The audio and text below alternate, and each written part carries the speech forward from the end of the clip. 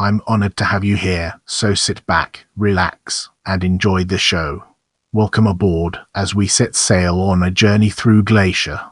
A glacier is a persistent body of dense ice that is constantly moving under its own weight. A glacier forms where the accumulation of snow exceeds its ablation over many years, often centuries. It acquires distinguishing features such as crevasses and seracs, as it slowly flows and deforms under stresses induced by its weight. As it moves, it abrades rock and debris from its substrate to create landforms such as cirques, moraines, or fjords. Although a glacier may flow into a body of water, it forms only on land and is distinct from the much thinner sea ice and lake ice that form on the surface of bodies of water.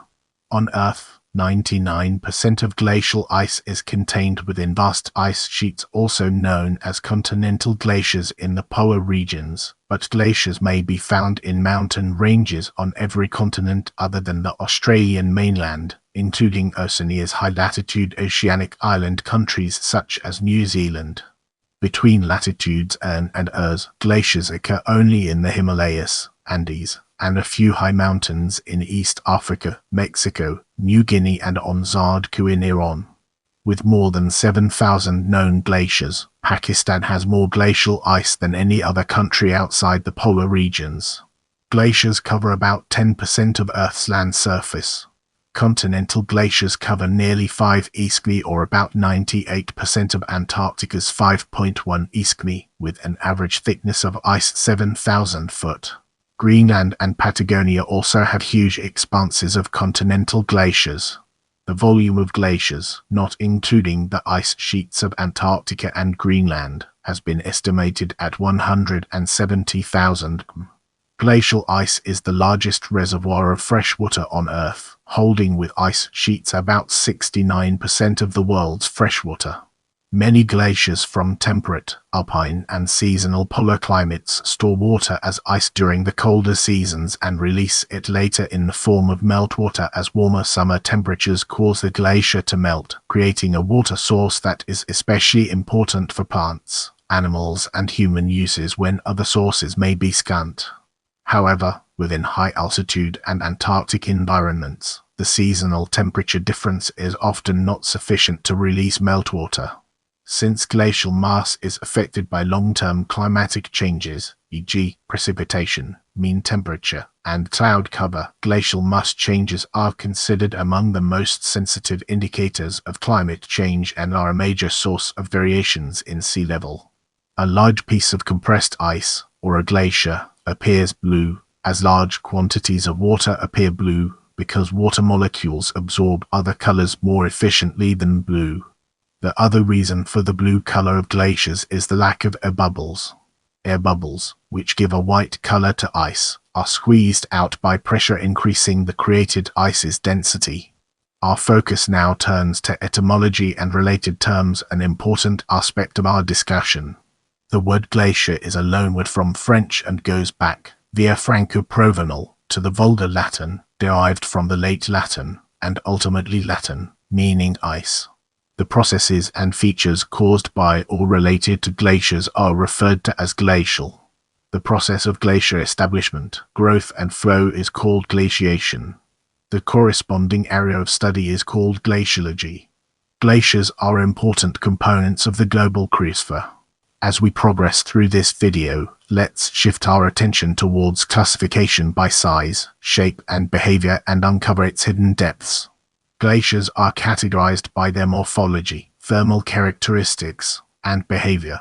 Alpine glaciers form on the crests and slopes of mountains. A glacier that fills a valley is called a valley glacier, or alternatively, an alpine glacier or mountain glacier. A large body of glacial ice astride a mountain, mountain range, or volcano is termed an ice cap or ice field. Ice caps have an area less than 50,000 by definition. Glacial bodies larger than 50,000 are called ice sheets or continental glaciers. Several kilometers deep, they obscure the underlying topography. Bony nunatics protrude from their surfaces. The only extant ice sheets are the two that cover most of Antarctica and Greenland. They contain vast quantities of freshwater, enough that if both melted, global sea levels would rise by over 70 meters. Portions of an ice sheet or cap that extend into water are called ice shelves. They tend to be thin with limited slopes and reduced velocities. Narrow, fast-moving sections of an ice sheet are called ice streams. In Antarctica, many ice streams drain into large ice shelves. Some drain directly into the sea, often with an ice tongue, like Mertz Glacier. Tidewater glaciers are glaciers that terminate in the sea, including most glaciers flowing from Greenland, Antarctica, Baffin, Devon, and Ellesmere Islands in Canada, southeast Alaska, and the northern and southern Patagonian ice fields. As the ice reaches the sea, pieces break off or calve, forming icebergs. Most tidewater glaciers calve above sea level, which often results in a tremendous impact as the iceberg strikes the water. Tidewater glaciers undergo centuries-long cycles of advance and retreat that are much less affected by climate change than other glaciers. Let's now venture into the realm of classification by thermal state and explore the fascinating intricacies it holds.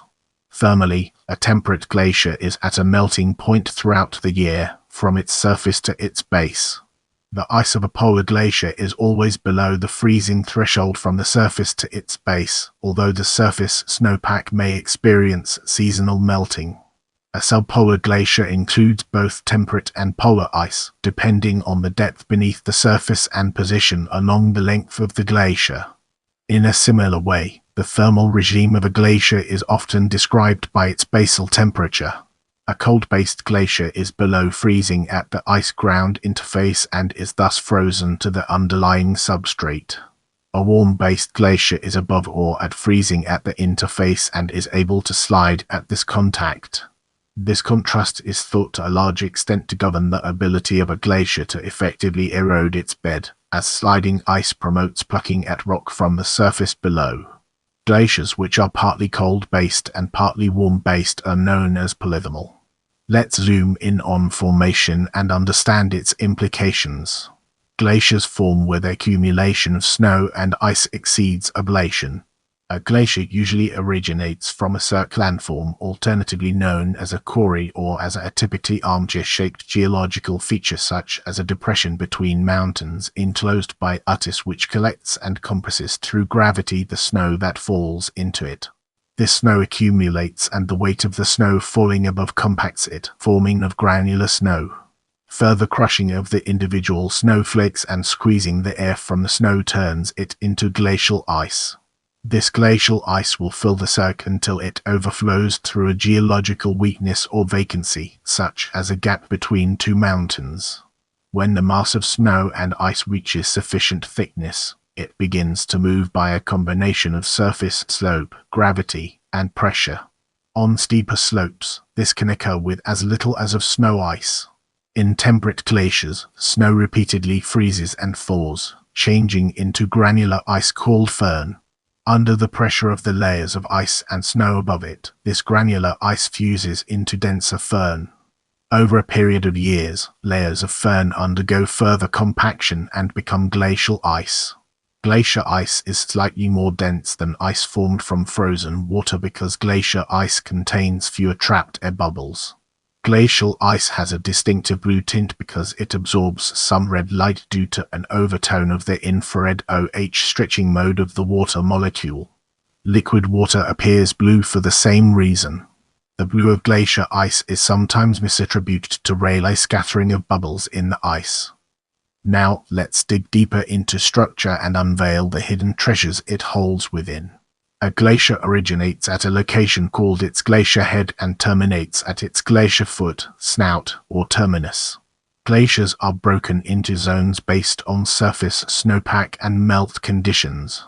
The ablation zone is the region where there is a net loss in glacier mass.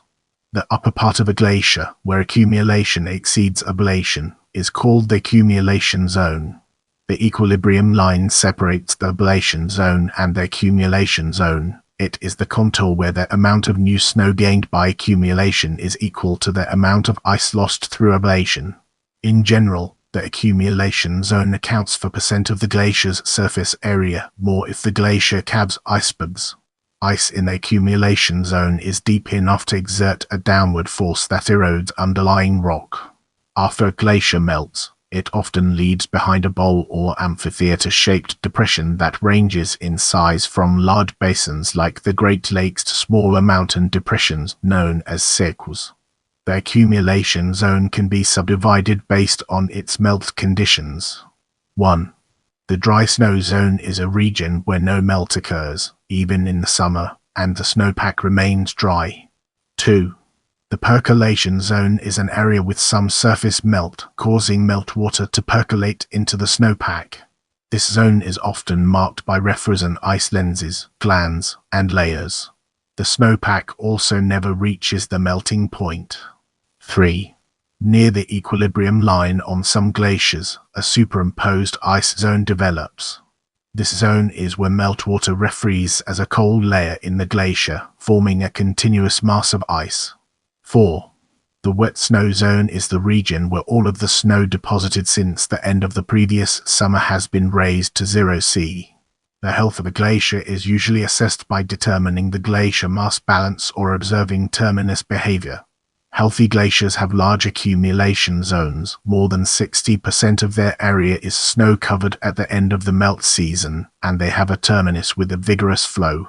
Following the Little Ice Ages and around 1850, glaciers around the Earth have retreated substantially. A slight cooling led to the advance of many alpine glaciers between 1950 and 1985, but since 1985 glacier retreat and mass loss has become larger and increasingly ubiquitous. As we enter this new chapter, let's navigate the complexities of motion and unravel its multifaceted nature. Thumb upright Earth stress-strain relationship of plastic flow-till section. A small increase in stress creates an exponentially greater increase in strain, which equates to deformation speed. Glaciers move downhill by the force of gravity and the internal deformation of ice.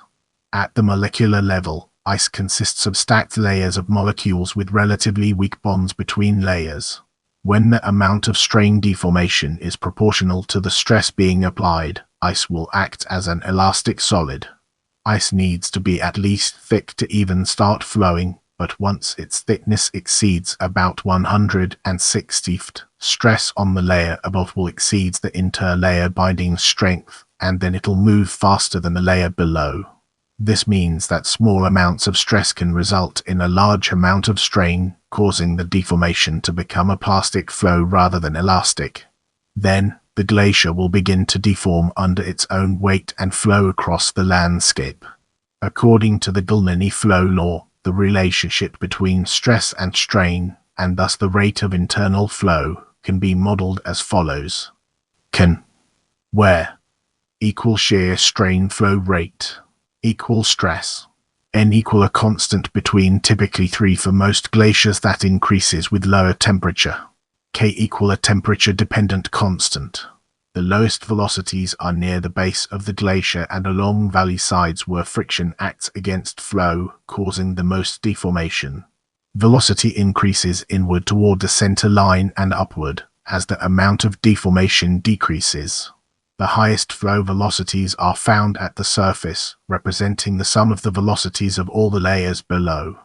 Because ice can flow faster where it is thicker, the rate of glacier-induced erosion is directly proportional to the thickness of overlying ice.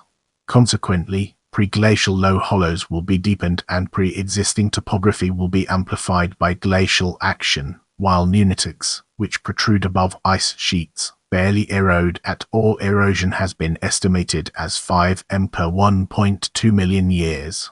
This explains, for example, the deep profile of fjords, which can reach a kilometer in depth as ice is topographically steered into them. The extension of fjords inland increases the rate of ice sheet thinning since they are the principal conduits for draining ice sheets. It also makes the ice sheets more sensitive to changes in climate and the ocean. Although evidence in favor of glacial flow was known by the early 19th century, other theories of glacial motion were advanced, such as the idea that meltwater, refreezing inside glaciers, caused the glacier to dilate and extend its length. As it became clear that glaciers behaved to some degree as if the ice were a viscous fluid, it was argued that rigidation, or the melting and refreezing of ice at a temperature lowered by the pressure on the ice inside the glacier, was what allowed the ice to deform and flow. James Forbes came up with the essentially correct explanation in the ERS, although it was several decades before it was fully accepted. Let's now turn our attention to fracture zone and cracks and uncover the fascinating insights it brings to the table. The top 50 meters of a glacier are rigid because they are under low pressure. This upper section is known as the fracture zone and moves mostly as a single unit over the plastic flowing lower section. When a glacier moves through irregular terrain, cracks called crevasses develop in the fracture zone. Crevasses form because of differences in glacier velocity. If two rigid sections of a glacier move at different speeds or directions, shear forces cause them to break apart, opening a crevasse. Crevasses are seldom more than 150 foot deep but, in some cases, can be at least 1,000 foot deep. Beneath this point, the plasticity of the ice prevents the formation of cracks. Intersecting crevasses can create isolated peaks in the ice, called seracs. Crevasses can form in several different ways. Transverse crevasses are transverse to flow and form where steeper slopes cause a glacier to accelerate. Longitudinal crevasses form semi-parallel to flow where a glacier expands laterally. Marginal crevasses form near the edge of the glacier, caused by the reduction in speed caused by friction of the valley walls. Marginal crevasses are largely transverse to flow. Moving glacier ice can sometimes separate from the stagnant ice above, forming a bergschrund. Bergschrunds resemble crevasses but are singular features at a glacier's margins. Crevasses make travel over glaciers hazardous, especially when they are hidden by fragile snow bridges. Below the equilibrium line, glacial meltwater is concentrated in stream channels. Meltwater can pool in proglacial lakes on top of a glacier or descend into the depths of a glacier via moorlands. Streams within or beneath a glacier flow in glacial or subglacial tunnels. These tunnels sometimes re-emerge at the glacier's surface. Now, it's time to shift gears and explore subglacial processes. Most of the important processes controlling glacial motion occur in the ice bed contact even though it is only a few meters thick. The bed's temperature, roughness and softness define basal shear stress, which in turn defines whether movement of the glacier will be accommodated by motion in the sediments, or if it'll be able to slide. A soft bed, with high porosity and low pore fluid pressure, allows the glacier to move by sediment sliding. The base of the glacier may even remain frozen to the bed, where the underlying sediment slips underneath it like a tube of toothpaste. A hard bed cannot deform in this way, therefore the only way for hard-based glaciers to move is by basal sliding, where meltwater forms between the ice and the bed itself. Whether a bed is hard or soft depends on the porosity and pore pressure. Higher porosity decreases the sediment strength, thus increases the shear stress B. Porosity may vary through a range of methods. Movement of the overlying glacier may cause the bed to undergo dilatancy. The resulting shape change ruggedness blocks. This ruggedness closely packed blocks are little like neatly folded, tightly packed clothes in a suitcase into a messy jumble, just as clothes never fit back in when thrown in a disordered fashion. This increases the porosity. Unless water is added, this will necessarily reduce the pore pressure as the pore fluids have more space to occupy. Pressure may cause compaction and consolidation of underlying sediments. Since water is relatively incompressible, this is easier when the pore space is filled with vapor. Any water must be removed to permit compression. In soils, this is an irreversible process. Sediment degradation by abrasion and fracture decreases the size of particles, which tends to decrease pore space. However, the motion of the particles may disorder the sediment, with the opposite effect. These processes also generate heat. Bed softness may vary in space or time, and changes dramatically from glacier to glacier. An important factor is the underlying geology. Glacial speeds tend to differ more when they change bedrock than when the gradient changes. Further, bed roughness can also act to slow glacial motion. The roughness of the bed is a measure of how many boulders and obstacles protrude into the overlying ice. Ice flows around these obstacles by melting under the high pressure on their stoss side. The resultant meltwater is then forced into the cavity arising in their lee side, where it refreezes. As well as affecting the sediment stress, fluid pressure Pw can affect the friction between the glacier and the bed. High fluid pressure provides a buoyancy force upwards on the glacier, reducing the friction at its base. The fluid pressure is compared to the ice overburden pressure, Pi, given by Sch. Under fast-flowing ice streams, these two pressures will be approximately equal, with an effective pressure Pipw of 30 kPa. That is, all of the weight of the ice is supported by the underlying water, and the glacier is afloat. Moving ahead, let's uncover the hidden gems within basal melting and sliding and discover their significance. Glaciers may also move by basal sliding, where the base of the glacier is lubricated by the presence of liquid water, reducing basal shear stress and allowing the glacier to slide over the terrain on which it sits. Meltwater may be produced by pressure-induced melting, friction, or geothermal heat. The more variable the amount of melting at surface of the glacier, the faster the ice will flow. Basal sliding is dominant in temperate or warm-based glaciers. D equals sin, where D is the driving stress, and the ice surface slope in radians. B is the basal shear stress, a function of bed temperature and softness. F, the shear stress, is the lower of B and D. It controls the rate of plastic flow. The presence of basal meltwater depends on both bed temperature and other factors. For instance, the melting point of water decreases under pressure, meaning that water melts at a lower temperature under thicker glaciers. This acts as a double whammy, because thicker glaciers have a lower heat conductance, meaning that the basal temperature is also likely to be higher. Bed temperature tends to vary in a cyclic fashion. A cool bed has a high strength, reducing the speed of the glacier. This increases the rate of accumulation, since newly fallen snow is not transported away. Consequently, the glacier thickens, with three consequences. Firstly, the bed is better insulated, allowing greater retention of geothermal heat.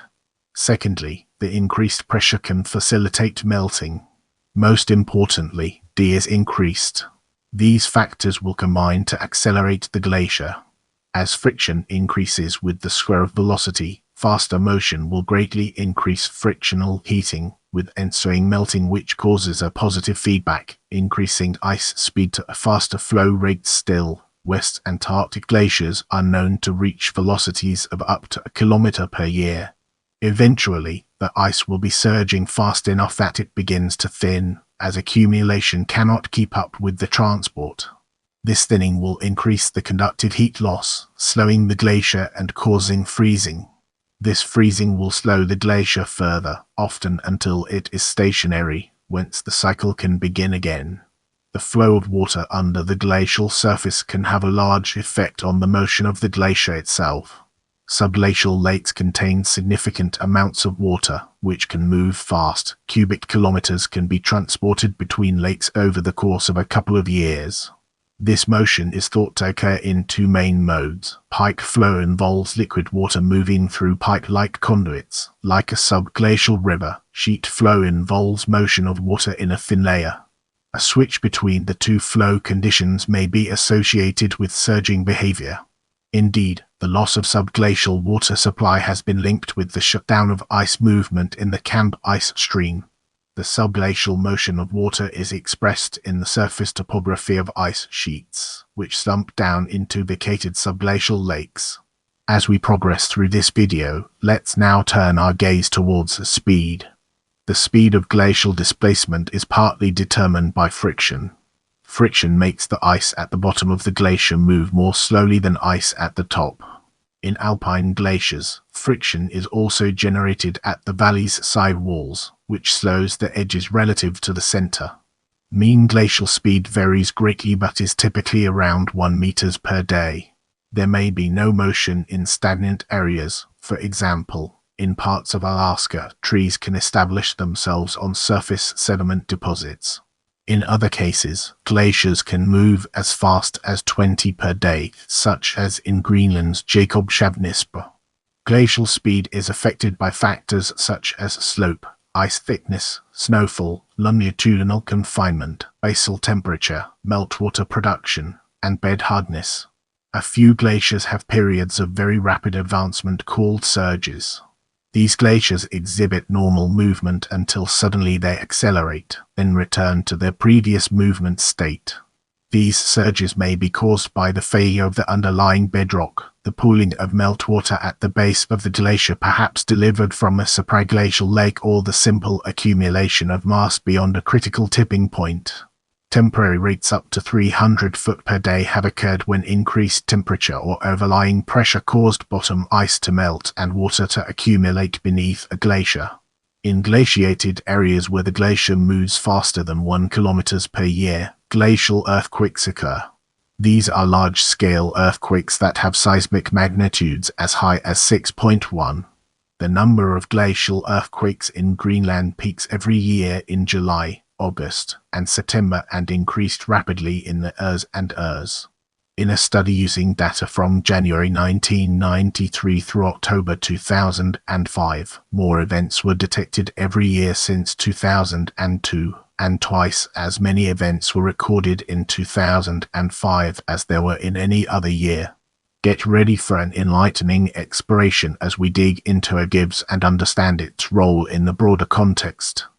Gibbs or Forbes bands are alternating wave crests and valleys that appear as dark and light bands of ice on glacier surfaces. They are linked to seasonal motion of glaciers. The width of one dark and one light band generally equals the annual movement of the glacier. Gibbs are formed when ice from an icefall is severely broken up, increasing ablation surface area during summer. This creates a swell and space for snow accumulation in the winter, which in turn creates a ridge.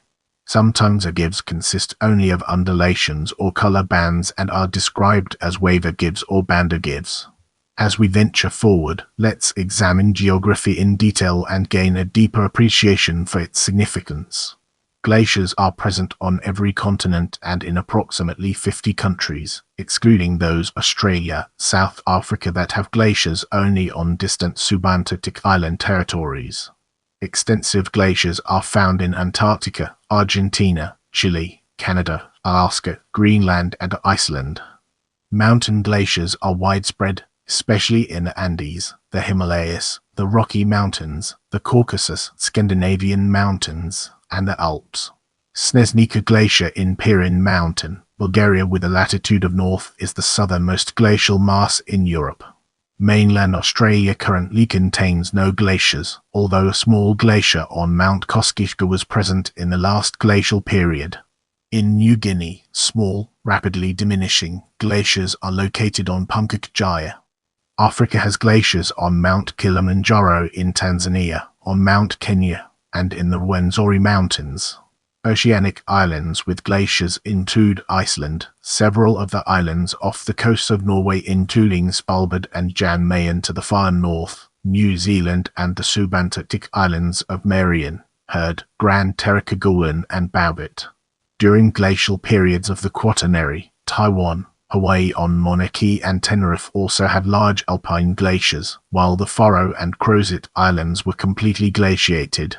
The permanent snow cover necessary for glacier formation is affected by factors such as the degree of slope on the land, amount of snowfall, and the winds. Glaciers can be found in all latitudes except from to north and south of the equator, where the presence of the descending limb of the Hadley circulation lowers precipitation so much that with high insolation snow lines reach above 6,500 meters. Between Ern and Ers, however, precipitation is higher, and the mountains above 5,000 meters usually have permanent snow. Even at high latitudes, glacier formation is not inevitable. Areas of the Arctic, such as Banks Island, and the McMurdo Dry Valleys in Antarctica are considered polar deserts where glaciers cannot form because they receive little snowfall despite the bitter cold. Cold air, unlike warm air, is unable to transport much water vapor. Even during glacial periods of the Quaternary, Manchuria, Lower Siberia, and central and northern Alaska, though extraordinarily cold, had such light snowfall that glaciers could not form. In addition to the dry, unglaciated polar regions, some mountains and volcanoes in Bolivia, Chile and Argentina are high 4,500 and cold, but the relative lack of precipitation prevents snow from accumulating into glaciers. This is because these peaks are located near or in the hyperarid Atacama Desert. Let's now turn our gaze towards glacial geology and explore the fascinating connections it has to offer. Glaciers erode terrain through two principal processes, plucking and abrasion. As glaciers flow over bedrock, they soften and lift blocks of rock into the ice. This process, called plucking, is caused by subglacial water that penetrates fractures in the bedrock and subsequently freezes and expands.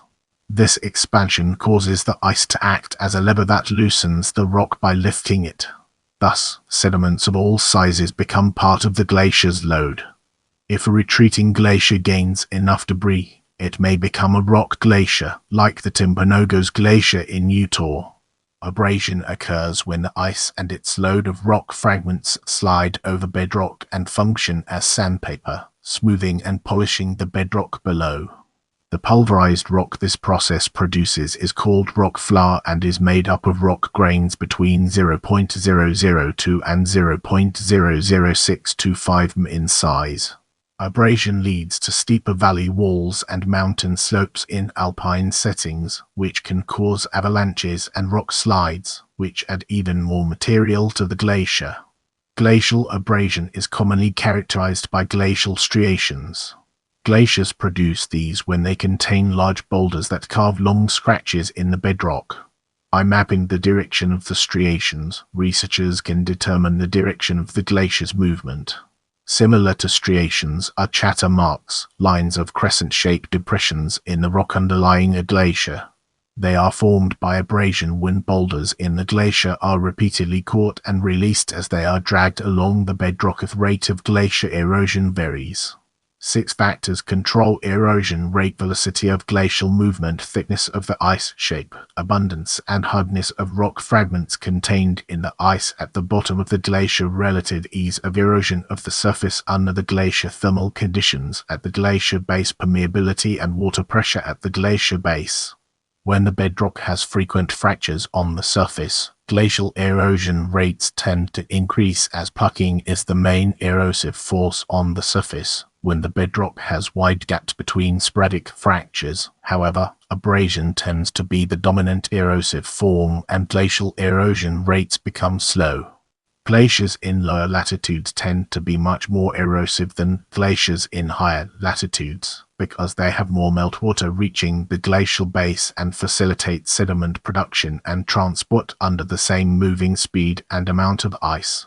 Material that becomes incorporated in a glacier is typically carried as far as the zone of ablation before being deposited. Glacial deposits are of two distinct types: glacial till, material directly deposited from glacial ice. Till includes a mixture of undifferentiated material ranging from clay size to boulders, the usual composition of a moraine. Fluvial and outwash sediments, sediments deposited by water. These deposits are stratified by size. Larger pieces of rock that are encrusted into or deposited on the surface are called glacial erratics. They range in size from pebbles to boulders, but as they are often moved great distances, they may be drastically different from the material upon which they are found. Patterns of glacial erratics hint at past glacial motions. Get ready for a captivating exploration as we unravel the layers of moraines and their profound significance. Glacial moraines are formed by the deposition of material from a glacier and are exposed after the glacier has retreated. They usually appear as linear mounds of till, a non-sorted mixture of rock, gravel, and boulders within a matrix of fine powdery material. Terminal ore and moraines are formed at the foot or terminal end of a glacier. Lateral moraines are formed on the sides of the glacier. Medial moraines are formed when two different glaciers merge and the lateral moraines of each coalesce to form a moraine in the middle of the combined glacier. Less apparent are ground moraines, also called glacial drift, which often blankets the surface underneath the glacier downslope from the equilibrium line. The term moraine is of French origin. It was coined by peasants to describe alluvial embankments and rims found near the margins of glaciers in the French Alps. In modern geology, the term is used more broadly and is applied to a series of formations, all of which are composed of till. Moraines can also create moraine-dammed lakes. Get ready to immerse yourself in the world of drumlins as we examine its impact and relevance. Drumlins are asymmetrical, canoe-shaped hills made mainly of till. Their heights vary from 15 to 50 meters, and they can reach a kilometer in length. The steepest side of the hill faces the direction from which the ice advanced stoss, while a longer slope is left in the ice's direction of movement lee. Drumlins are found in groups called drumlin fields or drumlin camps.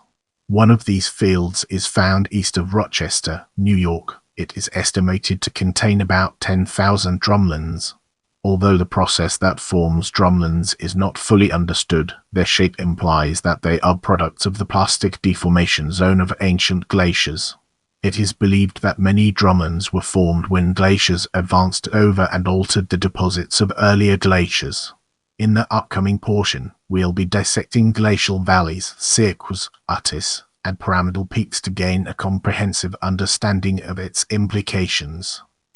Before glaciation, mountain valleys have a characteristic V-shape produced by eroding water. During glaciation, these valleys are often widened, deepened and smoothed to form a U-shaped glacial valley or glacial trough, as it is sometimes called. The erosion that creates glacial valleys truncates any spurs of rock or earth that may have earlier extended across the valley, creating broadly triangular-shaped cliffs called truncated spurs. Within glacial valleys, depressions created by plucking and abrasion can be filled by lakes, called paternoster lakes. If a glacial valley runs into a large body of water, it forms a fjord. Typically, glaciers deepen their valleys more than their smaller tributaries. Therefore, when glaciers recede, the valleys of the tributary glaciers remain above the main glacier's depression and are called hanging valleys. At the start of a classic valley glacier is a bowl-shaped cirque, which have escarped walls on three sides but is open on the side that descends into the valley. Cirques are where ice begins to accumulate in a glacier. Two glacial cirques may form back-to-back and erode their back walls until only a narrow ridge, called a knot, is left. This structure may result in a mountain pass. If multiple cirques encircle a single mountain, they create pointed pyramidal peaks. Particularly steep examples are called horns. As we transition, let's shed light on Rockies Mountains and its relevance to our ongoing exploration. Passage of glacial ice over an area of bedrock may cause the rock to be sculpted into a knoll called a roche mountain or sheepack rock. Rockies Mountains may be elongated, rounded and asymmetrical in shape. They range in length from less than a meter to several hundred meters longitude. Rockies Mountains have a gentle slope on their up glacier sides and a steep to vertical face on their down glacier sides. The glacier abrades the smooth slope on the upstream side as it flows along, but tears rock fragments loose and carries them away from the downstream side via plucking. In this segment, we'll be unraveling the complexities of alluvial stratification and exploring its multifaceted nature. As the water that rises from the ablation zone moves away from the glacier, it carries fine eroded sediments with it. As the speed of the water decreases, so does its capacity to carry objects in suspension.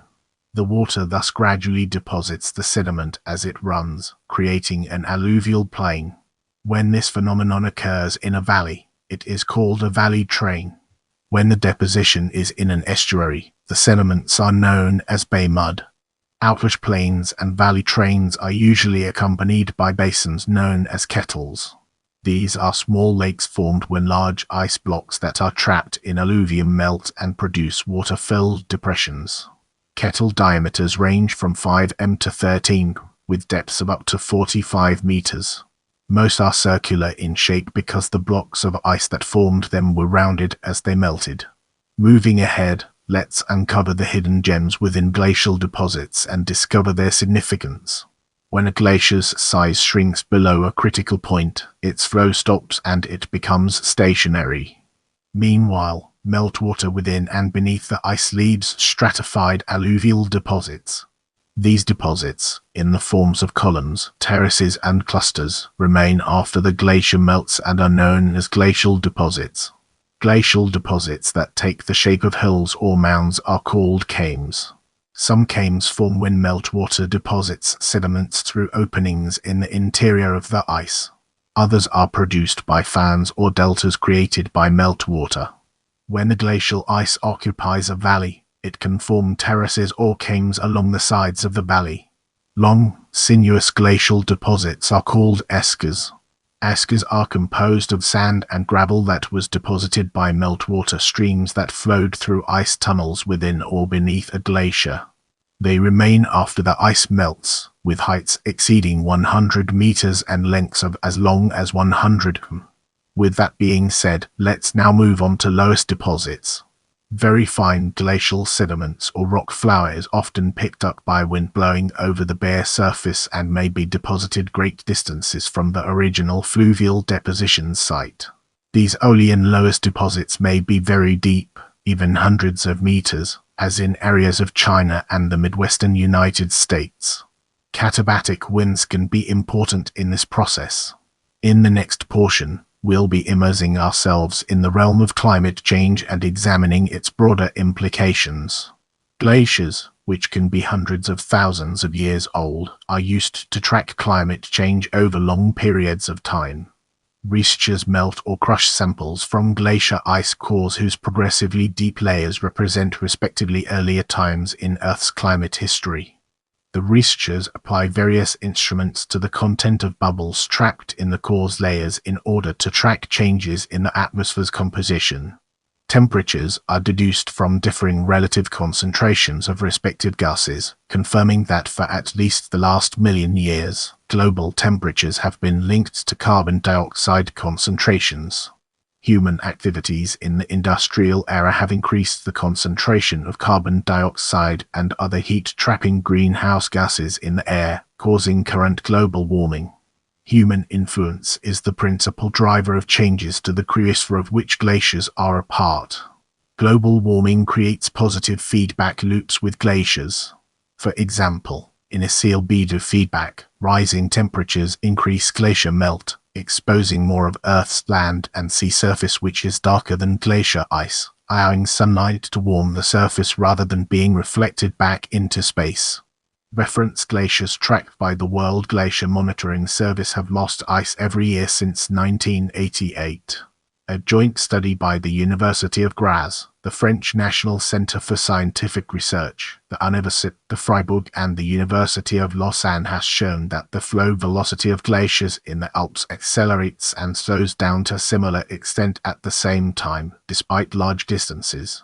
This clearly shows that their speed is controlled by the climate change. Another indicator for glacier loss is the glacier loss day. Water runoff from melting glaciers causes global sea level to rise, a phenomenon the IPCC terms a slow onset event.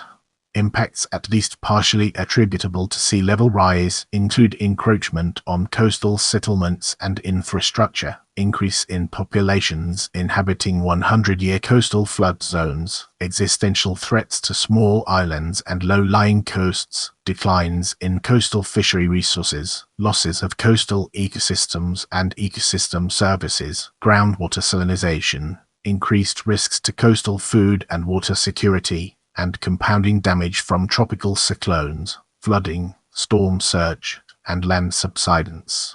Let's now enter the realm of isostatic rebound and discover the fascinating stories it has to tell. Large masses, such as ice sheet or glaciers, can depress the crust of the Earth into the mantle. The depression usually totals a third of the ice sheet or glacier's thickness.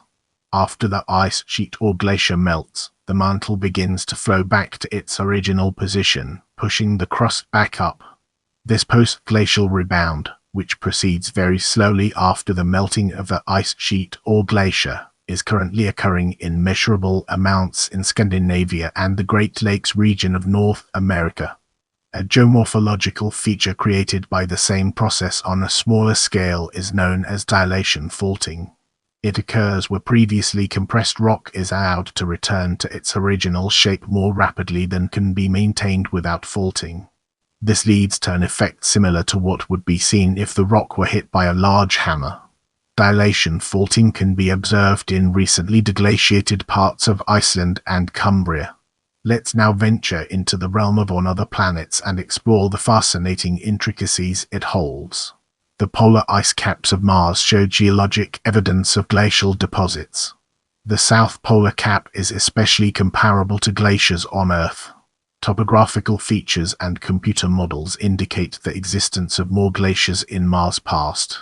At mid-latitudes, between and north or south, Martian glaciers are affected by the thin Martian atmosphere. Because of the low atmospheric pressure, ablation near the surface is solely caused by sublimation, not melting. As on Earth, many glaciers are covered with a layer of rocks which insulates the ice. A radar instrument on board the Mars Reconnaissance Orbiter found ice under a thin layer of rocks in formations called lobate debris aprons. In 2015, as New Horizons flew by the Pluto-Charon system, the spacecraft discovered a massive basin covered in a layer of nitrogen ice on Pluto.